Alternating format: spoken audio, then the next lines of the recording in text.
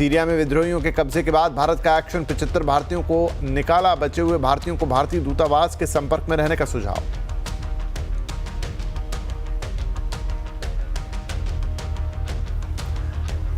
आइए अब खबरें विस्तार से देखते हैं। आरबीआई गवर्नर के तौर पर संजय मल्होत्रा ने आज कार्यभार संभाल लिया। उनका कार्यकाल 3 साल के लिए होगा। वहीं अपनी पहली प्रेस कॉन्फ्रेंस में संजय मल्होत्रा ने कुछ खास डिटेल्स तो साझा नहीं किए, लेकिन इस बात को दोहराया कि पॉलिसी की कंटिन्यूटी और स्टेबिलिटी उनकी प्राथमिकता और फोकस होगा। उन्होंने कहा कि आरबीआई की लीगेसी को वो आगे बढ़ाएंगे। I will continue to uphold the legacy and take it forward.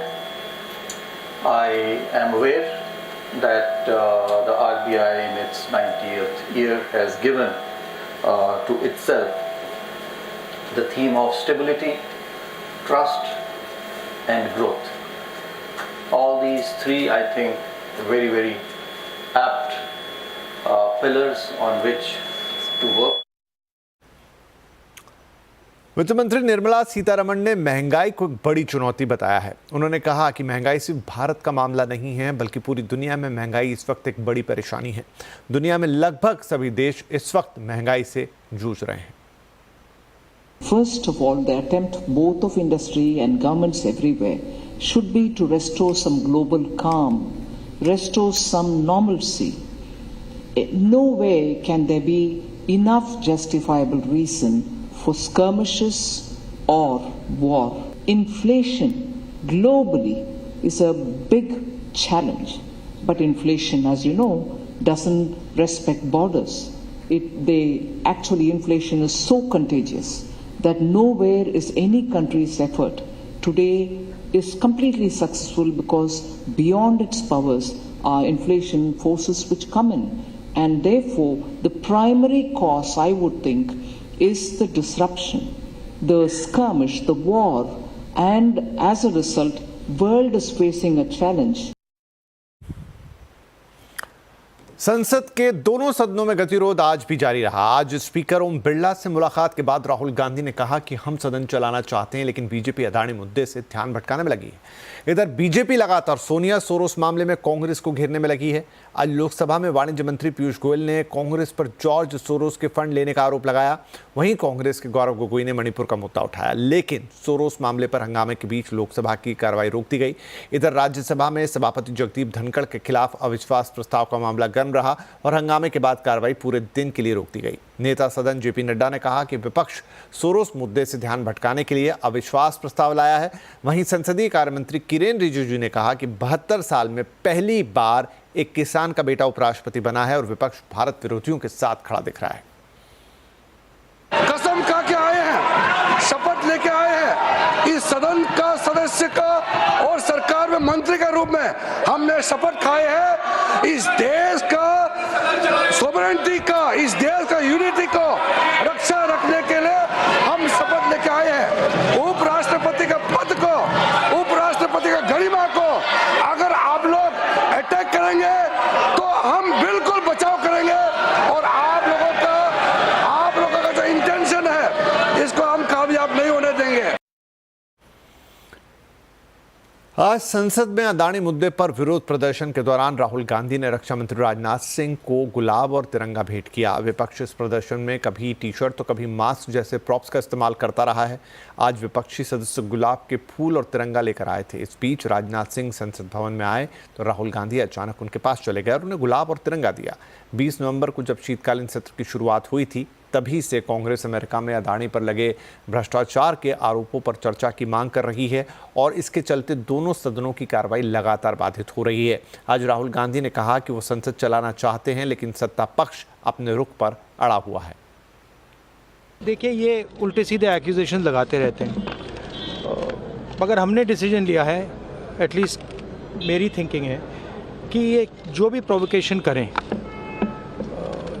इनको हम करने देंगे, बट हम हाउस को रन कराएंगे और हमारी पूरी कोशिश होगी कि हम किसी ना किसी तरह हम हाउस को रन करें। तो वो तो आरोप लगाते जाएंगे।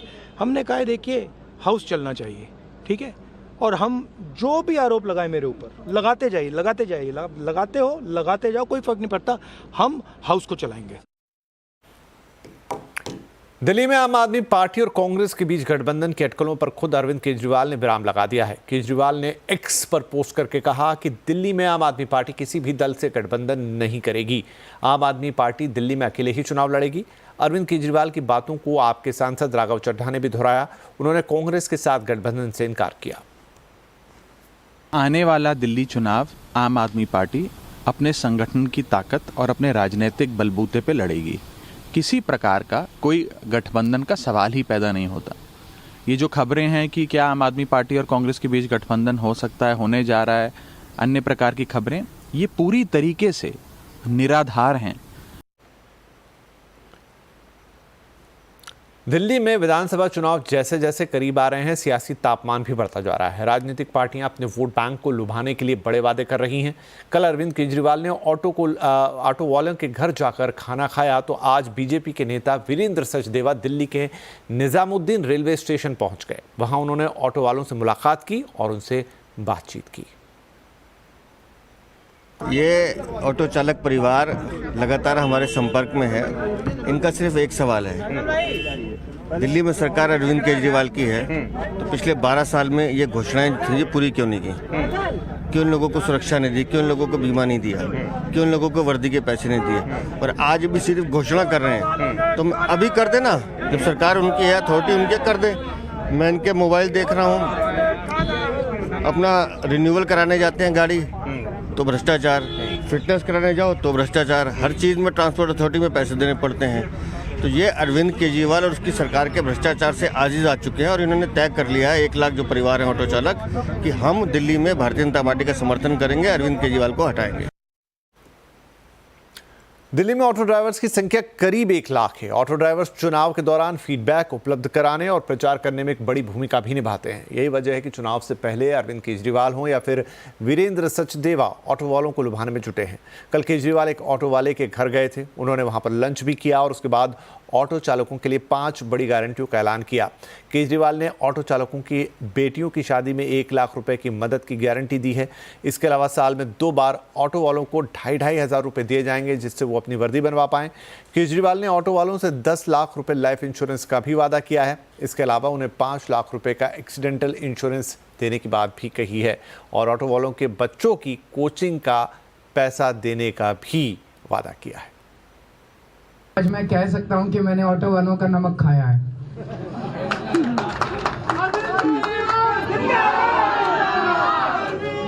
तो इस नमक का कर्ज उतारना मेरा फर्ज है। तो आज मैं दिल्ली के ऑटो वालों के लिए 5 बड़े ऐलान करना चाहता हूं।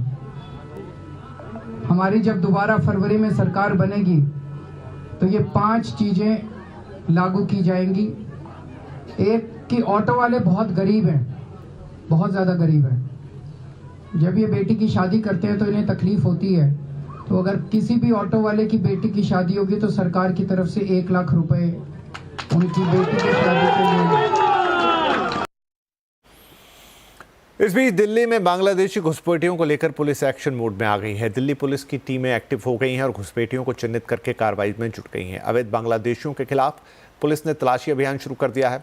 दिल्ली के कालंदी कुंज इलाके में पुलिस ने यह अभियान शुरू किया है। पुलिस आधार कार्ड, वोटर आईडी कार्ड और जांच कर रही है। पुलिस का कहना है कि गलत पहचान पत्र बनाने वालों पर एक्शन लिया जाएगा। कल दिल्ली के उपराज्यपाल के सचिवालय ने मुख्य सचिव और पुलिस कमिश्नर को निर्देश दिए थे कि दिल्ली में रहने वाले अवैध बांग्लादेशी घुसपैठियों की पहचान की जाए और उनके खिलाफ सख्त कार्रवाई की जाए। आप देखिए कितनी खतरनाक मानसिकता है आम आदमी पार्टी की कि क्या दिल्ली के वोटर नहीं है? दिल्ली के वोटर पे आपका विश्वास नहीं है? आपको रोहिंग्याज और अवैध बांग्लादेशी घुसपैठियों पे विश्वास है? वो कहीं से वोटर हो सकते हैं क्या? जो लोग इलीगल घुसपैठिए हैं वो वोटर कैसे हो सकते हैं? यही तो मैं बार बार कह रहा हूं कि दिल्ली की जो आम आदमी पार्टी की सरकार इलीगल घुसपैठियों को, रोहिंग्याज अवैध बांग्लादेशी घुसपैठियों को जिस प्रकार से वो बसा रहे हैं, ये एक बहुत बड़ा खतरा है और उस पर बहुत बड़ी कार्रवाई की आवश्यकता है। उपराज्यपाल को गृह मंत्री का इस्तीफा मांगना चाहिए। गृह मंत्री और मोदी का इस्तीफा मांगना चाहिए, क्योंकि बांग्लादेश का बॉर्डर त्रिपुरा, आसाम, बंगाल से लगता है। सीमा की सुरक्षा नरेंद्र मोदी और अमित शाह के हाथ में है। अगर त्रिपुरा से, आसाम से, बंगाल से चल के यूपी, बिहार पार करते हुए दिल्ली, देश की राजधानी में रोहिंग्या और बांग्लादेशी आ जा रहे हैं, तो इसके लिए कौन जिम्मेदार है? अमित शाह और मोदी को इस्तीफा देना चाहिए। तो दिल्ली में चुनाव से पहले कैसी है सियासी सरगर्मी? आज आवाज अड्डा में इसी पर होगी एक बड़ी चर्चा। 7:57 पर अब दिल्ली की बारी, कौन किस पर भारी? आज का आवाज अड्डा। इधर इंडिया गठबंधन महाराष्ट्र चुनाव में ईवीएम से जुड़े प्रोटोकॉल और सिस्टम के कथित उल्लंघन के खिलाफ सुप्रीम कोर्ट का दरवाजा खटखटाएगा। एनसीपी शरद पवार के नेता प्रशांत जगताप ने कल इस फैसले का ऐलान किया है। यह ऐलान आप के संयोजक अरविंद केजरीवाल, एनसीपी प्रमुख शरद पवार और कांग्रेस नेता अभिषेक मनु सिंघवी के बीच एक बैठक के बाद किया गया। प्रशांत जगताप ने कहा कि महाराष्ट्र में चुनाव के 3 दिन पहले तक वोटर लिस्ट में नाम जुड़े और हटाए गए, उनके पास इसके सबूत हैं। इंडिया अलायंस ने एनडीए पर हरियाणा और महाराष्ट्र के चुनाव में धांधली का आरोप लगाया है। चुनाव आयोग ने कहा है कि चुनाव के दौरान कोई धांधली नहीं हुई है और 288 विधानसभा क्षेत्रों में वीवीपैट मिलान के दौरान भी कोई गड़बड़ी नहीं पाई गई। चलिए, राजनीतिक खबरों के बाद अब रुख कर लेते हैं बाजार का। लगातार बाजार में आज तीसरे दिन भी एक सीमित दायरा देखने को मिला। सेंसेक्स और निफ्टी की एक फ्लैट क्लोजिंग हुई, जहां सेंसेक्स 16 पॉइंट तो निफ्टी करीब 32 पॉइंट चढ़कर बंद हुआ है। मिड कैप और स्मॉल कैप शेयरों में आज जरूर खरीदारी थी। निफ्टी स्मॉल कैप इंडेक्स ने आज रिकॉर्ड स्तर छुआ, तो वहीं निफ्टी आईटी इंडेक्स ने बाजार को संभालने का काम किया। आज के बाजार में सेंसेक्स के 30 में से 17 शेयरों में गिरावट रही, तो निफ्टी के 50 में से 26 शेयरों में तेजी देखने को मिली।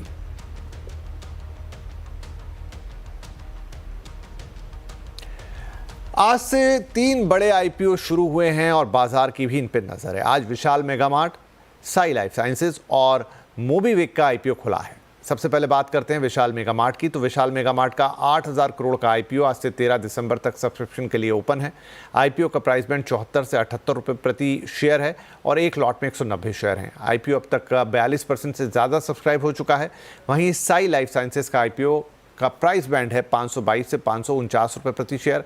कंपनी ने एंकर इन्वेस्टर से 913 करोड़ रुपए जुटा लिए हैं। आईपीओ के जरिए कंपनी की करीब 3,000 करोड़ रुपए जुटाने की योजना है। एक लॉट में आपको 27 शेयर मिलेंगे। साई लाइफ साइंसेज का आईपीओ 83% तक सब्सक्राइब हो चुका है। वहीं मोबीविक का आईपीओ का प्राइस बैंड है 265 से 289 रुपये प्रति शेयर। इसका लक्ष्य 572 करोड़ रुपए जुटाना। हर एक लॉट में 53 शेयर मिलेंगे। मोबीविक के आईपीओ में निवेशकों की सबसे ज़्यादा रुचि दिख रही है। कंपनी का आईपीओ पहले ही दिन 6 गुना से ज़्यादा सब्सक्राइब हो चुका है। और इस बीच एक बड़ी खबर आ रही है। बजट में घरेलू एल्यूमिनियम इंडस्ट्री को एक राहत मिल सकती है। लक्ष्मण रॉय इस बिग एक्सक्लूसिव के साथ जुड़ गए हैं। तो लक्ष्मण, क्या खबर है और किस तरह की राहत की बात है एल्यूमिनियम इंडस्ट्री के लिए? देखिए, यहाँ जो मुझे सूत्रों से जानकारी मिली है उसके मुताबिक सरकार आत्मनिर्भरता की तरफ बढ़ते हुए घरेलू एल्युमिनियम इंडस्ट्री को बढ़ावा देना चाहती है और इसके लिए बजट में कुछ खास ऐलान हो सकते हैं। इसके लिए अलग अलग प्रस्तावों पर विचार किया जा रहा है। जो सूत्र बता रहे हैं उसके मुताबिक एल्युमिनियम इंडस्ट्री जो कच्चे माल का इम्पोर्ट करती है उस पर इम्पोर्ट ड्यूटी घटाई जा सकती है। जो तैयार माल का इम्पोर्ट होता है उस पर इम्पोर्ट ड्यूटी बढ़ाई जा सकती है। और इसके लिए बाज़ाब्ता इंडस्ट्री ने वित्त मंत्रालय से अपनी पूरी सिफारिश की है, जिसके मुताबिक कैल्साइन पेट्रोलियम कोक पर इंपोर्ट ड्यूटी जो अभी 7.5% है उसे घटा करके 2.5% किया जाए। रॉ पेट्रोलियम कोक पर इंपोर्ट ड्यूटी जो 10% है उसे घटा करके 2.5% किया जाए। कास्टिक सोडा पे 7.5% जो इंपोर्ट ड्यूटी इसे घटा करके 0 कर दिया जाए। और एल्युमिनियम फ्लोराइड पर जो इंपोर्ट ड्यूटी 7.5% है उससे घटा करके 2.5% कर दिया जाए। दरअसल इन सारी चीज़ों का इस्तेमाल एल्युमिनियम बनाने में किया जाता है। चूँकि यहाँ पे काफ़ी ज़्यादा कच्चे माल का इंपोर्ट होता है और इंपोर्ट ड्यूटी ज़्यादा होने की वजह से इनकी लागत बढ़ जाती है और लागत बढ़ने की वजह से ये अंतर्राष्ट्रीय बाज़ार में कॉम्पिटिटिव नहीं होते हैं और सस्ते इंपोर्ट इनको नुकसान करते हैं, सस्ते एल्युमिनियम इंपोर्ट। इसीलिए ये भी कहा गया है कि जो तैयार एल्युमिनियम प्रोडक्ट होते हैं, फिनिश्ड जो एल्युमिनियम प्रोडक्ट होते हैं, उस पर इंपोर्ट ड्यूटी बढ़ा दी जाए ताकि सस्ते में तैयार माल यहाँ पर ना आए। मिसाल के तौर पर 7.5% जो अभी ड्यूटी है उसे बढ़ा करके 10% और कुछ एक प्रोडक्ट पर 12.5% तक किया जाए। इस तरह के प्रस्ताव हैं जिसके इंडस्ट्री ने अपनी तरफ से सिफारिश भी भेजी है। और ये जो एल्युमिनियम स्क्रैप है, यूएस से काफ़ी ज़्यादा एल्युमिनियम का स्क्रैप का इंपोर्ट होता है, जिस पर अभी 2.5% की ड्यूटी है, उसे 10% तक करने की भी मांग की गई इंडस्ट्री की तरफ से। और सूत्र कह रहे हैं कि वित्त मंत्रालय बजट के दौरान इस पर गंभीरता से विचार करेगा। हाँ, इस बात का भी ख्याल रखेगा इंपोर्ट ड्यूटी उसी तरह से बढ़ाया जाए ताकि जो घरेलू उपभोक्ता इंडस्ट्री है, खासतौर से एमएसएमई इंडस्ट्री, उसको नुकसान ना हो। जी, तो बड़ी एक बिग एक्सक्लूसिव लक्ष्मण रॉय लेकर आए हैं एल्यूमिनियम इंडस्ट्री के लिए, जहां पर घरेलू इंडस्ट्री को बढ़ावा देने की बात है। जो रॉ मटेरियल इस्तेमाल हो रहा है एल्यूमिनियम की मैन्युफैक्चरिंग में, उसे बनाने के लिए उस पर इंपोर्ट ड्यूटी घटाने की बात, और जो डायरेक्ट इंपोर्ट हो रहा है सस्ते एल्यूमिनियम का, उस पर इंपोर्ट ड्यूटी बढ़ाने की बात, ताकि एक बैलेंस क्रिएट होता हुआ यहाँ पे नजर आए। बहुत शुक्रिया लक्ष्मण इस बजट एक्सक्लूसिव के लिए। आगे बढ़ते हैं, बात करेंगे क्विक कॉमर्स की, जिस सेगमेंट में जंग और तेज हो गई है। अमेजॉन ने भी अब इस सेगमेंट में एंट्री मार दी है। इस एंट्री के बाद पूरा सेक्टर चर्चा में है। क्विक कॉमर्स की क्विक रेस की पूरी डिटेल्स के साथ हैं यतिन मोहता। यतिन, अब अमेजॉन की एंट्री निश्चित तौर पर इस पूरे सेगमेंट में खलबली मचा देगी। सबसे पहले बात करते हैं क्विक कॉमर्स की, और जहां अमेजॉन की एंट्री से बाजार में चिंताएं बनी हुई हैं। क्विक कॉमर्स एक ऐसा सेगमेंट है जहां 15 से 20 मिनट में आपको घर बैठे ग्रोसरीज और जो अन्य सामान है, रोजमर्रा की चीजें हैं, डिलीवर होती हैं। और अमेजॉन की जो नई पेशकश है, अमेजॉन तेज, इसके चलते आपको बाजार में क्विक कॉमर्स कंपनीज पे फोकस आता हुआ दिखाई पड़ेगा। बैंगलोर से ये पायलट प्रोजेक्ट शुरू होगा, जहां 15 मिनटों के भीतर अमेजॉन तेज टारगेट करेगा आपके घर पे आपकी मनपसंद चीजें भेजने के लिए। बात करें क्विक कॉमर्स सेगमेंट की, तो ये एक ऐसा सेगमेंट है जहां पेनिट्रेशन इंडिया में केवल अभी तक 7% ही हुआ है। बहुत बड़ा स्कोप है ग्रोथ का, और 2030 के पहले ही ये मार्केट $10 बिलियन का, यानी 80-85 हजार करोड़ से बड़ा होने की बाजार में उम्मीद होती हुई नजर पड़ रही है। और आगे जाके कैलेंडर ईयर 2025 में 50 लाख नए मंथली यूजर्स जुड़ने की उम्मीद से इंडस्ट्री में एक बज़ बना हुआ है। ऑब्वियसली अगर हम बात करें डार्क स्टोर्स की, तो ये एक बुनियाद होती है क्विक कॉमर्स कंपनीज के लिए, जो करीब 23% तक आपको बचत कराती हैं टाइम में और डिलीवरी कॉस्ट में। अगर हम बात करें डार्क स्टोर्स की, तो 2000 से 4000 स्क्वायर फीट के डार्क स्टोर होते हैं जहां से क्विक कॉमर्स की डिलीवरी होती है, और 2 से 3 किलोमीटर का वो रेडियस टिपिकली कवर करते हुए आपको दिखाई पड़ते हैं। कौन कौन से प्लेयर्स हैं यहाँ, इसको जान लेते हैं। मार्केट शेयर के हिसाब से ब्लिंकिट यानी जोमेटो की जो सब्सिडरी है, ये लगभग 40% के आसपास का मार्केट शेयर इस सेगमेंट में पाती है। इसके अलावा स्विगी, इंस्टामार्ट, यहाँ भी लगभग 37% का इनके पास मार्केट शेयर है। जेप्टो के पास 20% और बिग बास्केट और अन्य प्लेयर्स के पास लगभग 4% मार्केट शेयर इस क्विक कॉमर्स सेगमेंट में आपको आता हुआ दिखाई पड़ता है। ऑब्वियसली एंट्रेंट्स बहुत सारे आने वाले हैं। अमेजॉन तेज की तो हमने बात की, इसके अलावा ओला, फ्लिपकार्ट मिनट्स, जियो मार्ट और सत्वकार्ट जैसे अनेक प्लेयर्स अब इस सेगमेंट में कूदने के लिए तैयार हैं। क्यों? क्योंकि जो 200-300 रुपए का एवरेज ऑर्डर वैल्यू था, वो अब लगभग 500 रुपए के आसपास आपको दिखाई पड़ेगा। ब्लिंकिट का एवरेज ऑर्डर लगभग 625 रुपए का है, और औसत अगर आप देखें तो 400 से 500 रुपए के बीच में आपको एवरेज बिलिंग दिखाई पड़ता है क्विक कॉमर्स सेगमेंट में। अगर हम बात करें यूजर्स की, तो 40 से 50 लाख यूजर्स आपको दिखेंगे मंथली बेसिस पे ब्लिंकिट और जेप्टो के बीच में। इंस्टामार्ट भी एक इमर्जिंग प्लेयर है, जहां औसत बिलिंग वैल्यू भी आपको धीरे धीरे बढ़ती हुई नजर पड़ रही है। और डार्क स्टोर्स की बात करें तो 500 स्टोर से ज्यादा आपको इंस्टामार्ट और ब्लिंकिट के दिखाई पड़ेंगे देश भर में, जो सेवाएं आपको प्रदान कर रहे हैं। जेप्टो फोकस मेट्रो है, लेकिन क्विकली इन्होंने 330 स्टोर के डार्क स्टोर्स जो है एस्टैब्लिश कर लिए हैं। ओवरऑल क्विक कॉमर्स एक इंटरेस्टिंग स्पेस है, देखते हैं कैसे होती है आगे जाके ये जंग। जी, तो ये बड़ा इंटरेस्टिंग होगा। और इसमें कंज्यूमर का क्या उसके लिए कुछ और सौगातें, कुछ और डिस्काउंट्स। एनीवेज, अभी एक और बड़ी खबर गेहूं को लेकर। दरअसल सरकार ने ट्रेडर्स के लिए गेहूं पर स्टॉक लिमिट को घटा दिया है। पहले स्टॉक लिमिट 2000 मीट्रिक टन थी, जो अब घटाकर 1000 मीट्रिक टन कर दी गई है। वहीं रिटेलर्स की बात करें तो बड़ी रिटेल कंपनियों के लिए लिमिट घटाकर अब 5 मीट्रिक टन कर दी गई है। ये स्टॉक लिमिट 31 मार्च 2025 तक जारी रहेगी। CNBC आवाज़ ने पहले ये खबर आपको दे दी थी।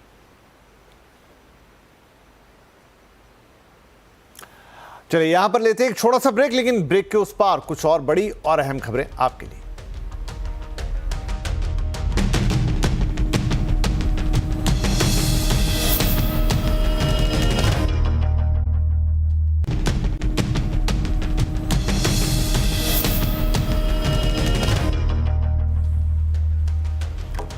Welcome back. आप देख रहे हैं आवाज समाचार। अब कुछ और खबरें। सैटेलाइट स्पेक्ट्रम आवंटन पर टेलीकॉम कंपनियों ने अब सीधे प्रधानमंत्री से दखल देने की मांग की है। सूत्रों के मुताबिक टेलीकॉम इंडस्ट्री के दिग्गजों ने सोमवार को पीएमओ के वरिष्ठ अधिकारियों से बैठक की। कंपनियों ने फिलहाल आवंटन को टालने की मांग रखी है। इस खबर पर और डिटेल के साथ है हमारे सहयोगी असीम मनचंदा। जी असीम, क्या अपडेट है इस पूरे मामले में? सरकार टेलीकॉम सैटेलाइट कंपनियों को स्पेक्ट्रम का आवंटन करना चाहती है ताकि सैटेलाइट ब्रॉडबैंड सेवाएं भारत के अंदर शुरू हो सके। इसके लिए जो दूरसंचार विभाग है उसने टेलीकॉम रेगुलेटर ट्राई से सिफारिशें भी मांगी है।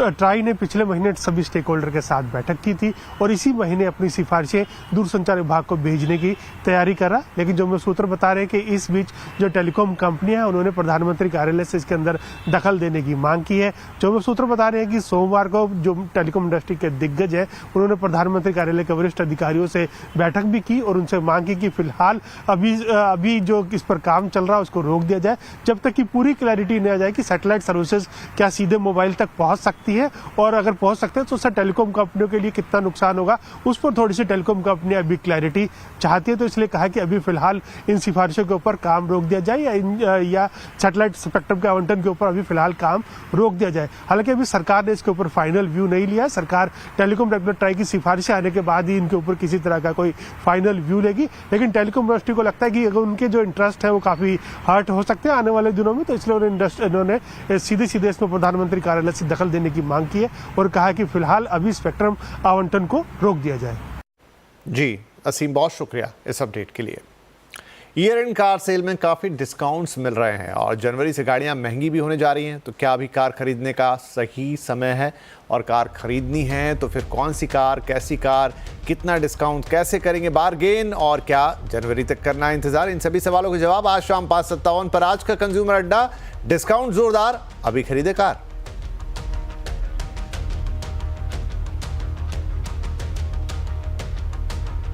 चलिए, कंज्यूमर अड्डा में आपसे कुछ देर बाद मुलाकात होगी और तब तक अपना डिसीजन, कुछ चीज़ें नोट करके रख लीजिए कारों के नाम, डिसीजन तब लेंगे।